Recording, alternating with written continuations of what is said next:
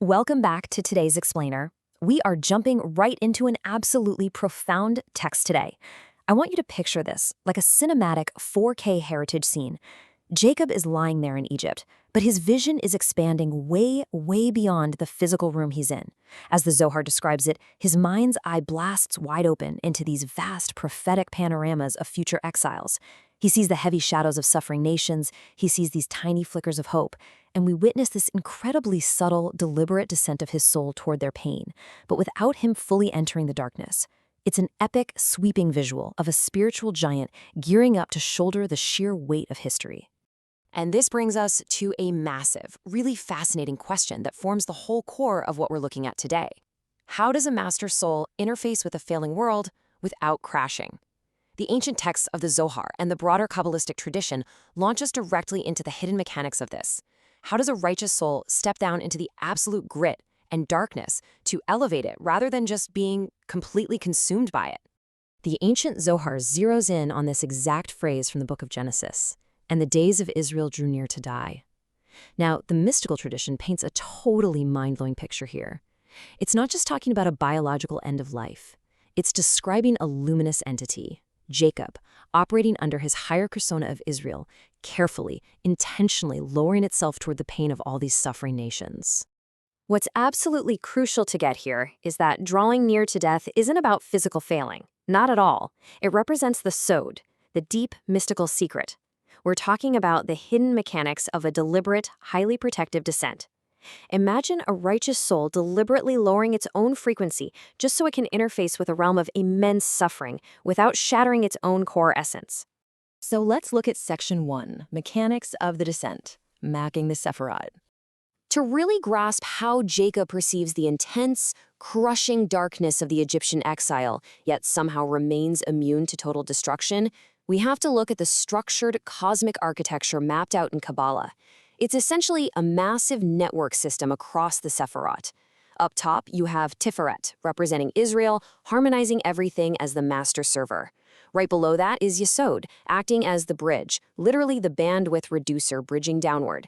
And finally, sitting at the bottom is Malchut, which represents the exile itself. That's the receiving, failing network. Which leads us into Section 2. Throttling the cosmic bandwidth. Let's look at a modern translation. Let's frame this ancient mysticism as high-level IT so we can really efficiently wrap our heads around these mechanics. Think of it as pure cosmic engineering. Jacob's soul is that high-level master server, Tiferet. He's deliberately throttling his own cosmic bandwidth through the bridge of Yesod, right? He lowers his frequency to interface with a broken network down in Malchut. He actually partially syncs up with these corrupted nodes so he can sustain them, but, and this is key, he manages to do it without fully crashing or losing his master-level integrity. Moving on to Section 3, Red Judgment, White Mercy, the visual shifts. The text from the Pardes Rimonum and the Zohar use these intense, striking visual color shifts to explain the opposing forces colliding during this interface. And these aren't just colors, they're profound indicators of spiritual states. The extreme contrast is everything here. Red represents din, strict judgment. It's the burning, intensifying heat of exile, the painful shadows of suffering nations. But running in complete opposition is white, representing rachamim, pure mercy. This is the luminous energy that constantly sustains Jacob, keeping him hovering just above the total descent so that the red doesn't totally consume him. Now, let's see how all of this builds into a very precise numerical breakdown of the suffering Jacob foresaw in his prophetic state. The number 3 is highly significant here. The Zohar actually outlines 3 distinct stages of exile that Jacob visualizes. Step 1 is perceiving the shiver, the initial breaking point in Egypt. Step 2 is the deep dive, the 210-year descent perfectly mapped by the numerical value of the Hebrew word redo, which literally translates to go down. And then Step 3 expands out into the massive, sprawling shadows of the ultimate generational future exiles. But if you zoom in on those 3 macro stages, you hit another major structural pattern mapped out in the source texts. The number 7.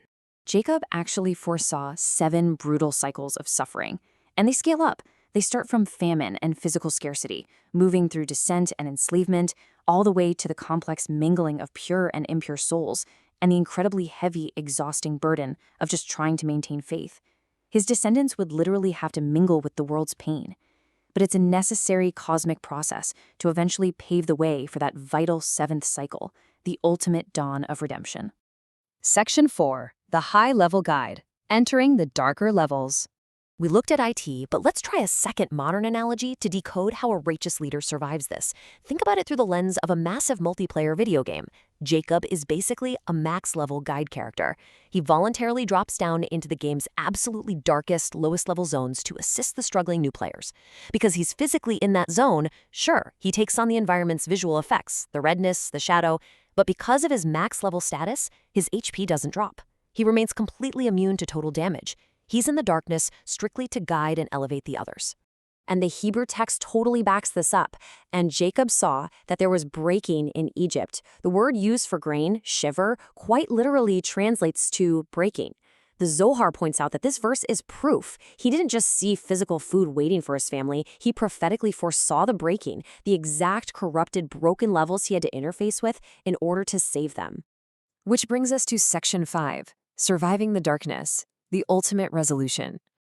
Let's tie this whole thing together.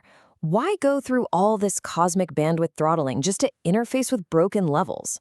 Well, Jacob's subtle syncing with the pain of the world was absolutely not a defeat. It was a mandatory step in cosmic engineering. He went down there to gather scattered sparks of light, right? To hold the lower realms together and prevent their total collapse. And most importantly, he was preparing that failing network for a massive spiritual upgrade, laying down the final pavement on the road to ultimate redemption. Jacob's journey proves that sometimes deliberately stepping down into the dark is literally the only way to elevate the world around you. So I'll leave you with this to ponder. How can you act as a guide character in the failing networks of your own life? Thank you for joining us for this complete journey through the Pardes. We hope these ancient truths help you and your family improve your own dimensions this week. If you enjoyed this full chapter deep dive, please like, subscribe, and share which part of the journey touched your soul in the comments. We'll see you in the next chapter.